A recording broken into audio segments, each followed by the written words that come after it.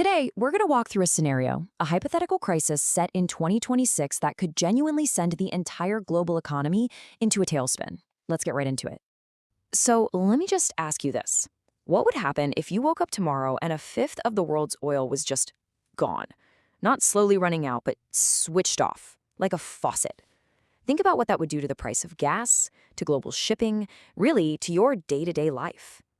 This isn't just a random question. It's the very heart of the crisis we're exploring.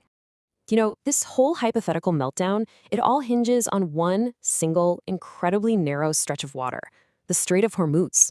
It's probably the most important energy choke point on the planet, which means its problems, well, they become everyone's problems. And this chart really puts that into perspective. It's kind of staggering, actually. One waterway, the Strait of Hormuz, controls over 20% of the world's daily oil supply and 20% of its liquefied natural gas. No other single choke point even comes close to having that much leverage over our global energy security. It's a massive concentration of risk in one tiny spot. So how did this vital artery get completely blocked? Well, a crisis like this doesn't just happen in a vacuum. It was a direct and, you could say, a very calculated response to a major military event. And the speed of the escalation, it's honestly terrifying. It all kicks off in late February with a military strike on Iranian nuclear facilities. Iran's response isn't a head-on battle, it's a move of pure economic warfare. Just days later, they shut down the strait. And by March, the entire global energy market is essentially frozen. A regional conflict went global in less than a month. So how'd they actually do it? This wasn't just a few patrol boats blocking the way. No, Iran used what's called a layered denial strategy. Just picture this: smart mines hiding just below the surface, swarms of autonomous drones patrolling the skies, and a whole network of anti-ship cruise missiles on the coast. It creates this deadly, multi-layered trap that basically makes trying to sail a tanker through there a suicide mission. So with that choke point completely sealed off, the economic shockwave was instant, and it was felt absolutely everywhere. This wasn't just another energy crisis, this was a crisis of the entire system. And you can see the effect on oil prices right here. It was brutal and immediate. In just 10 days, the price of Brent crude oil shot up from $82 a barrel to $145.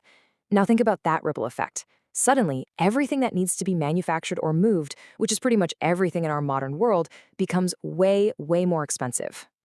And it wasn't just the cost of the oil itself. The cost of just moving things through that part of the world became impossible. Insurance premiums for ships, what they call war risk insurance, exploded by 400%. When you're a shipping company and you see that number, you do the only logical thing. You stop sailing.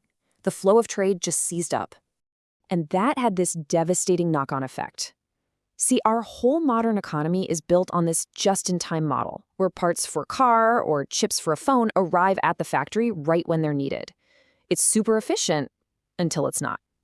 With those shipping lanes frozen, that entire delicate system just collapsed. This crisis was no longer just about fuel. It was about the very nuts and bolts of global manufacturing grinding to a halt. Okay, so let's zoom in a bit. Let's move from that global view and see how a massive shock like this slams into one specific major economy. In this scenario, India found itself in a uniquely vulnerable spot because of just how much it depends on that exact region that was now in total chaos. This visual, it really tells the whole story of India's vulnerability. A huge 65% of its crude oil and literally half of its liquefied natural gas comes straight from the Persian Gulf. So when the Strait of Hormuz closed, it wasn't just a small disruption. For India, it was like someone severed the country's main energy artery. And to make a bad situation even worse, India's safety net was razor thin. Its strategic petroleum reserves, the emergency stockpile, it held only enough to cover about 9.5 days of normal consumption. That is an incredibly small buffer for an economy that needs millions of barrels of oil every single day just to keep the lights on. And the macroeconomic pain was immediate and hit from all sides.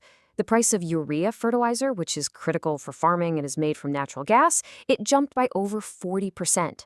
The country's current account deficit exploded, getting worse by $12 billion for every $10 increase in the oil price. And of course, the Indian rupee, it tanked, hitting record lows against the US dollar. But, what does all that even mean? A falling currency, a widening deficit? These are big abstract ideas.